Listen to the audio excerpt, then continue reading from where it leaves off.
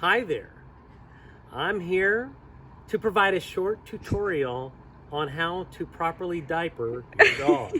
I just had fun. I'd like to introduce you to Tinkerbell in our house. She goes by Tink or Tinker. She is truly the queen of the castle. And the story about Tink is that when her older brother and older sister left for college, she decided to rebel, and she was terribly lonely, and she decided she was going to pee in the house, and we just can't have that. So we now buy baby diapers, and we cut a hole right here in the tush, as you can see. And proper diapering technique is simple. First of all, we grab our little tail and we pull through the hole, as you can see. And then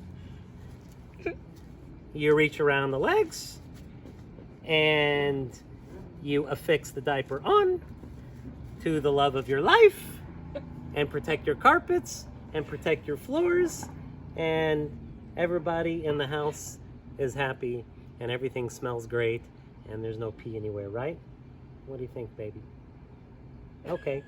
Tinkerbell signing off.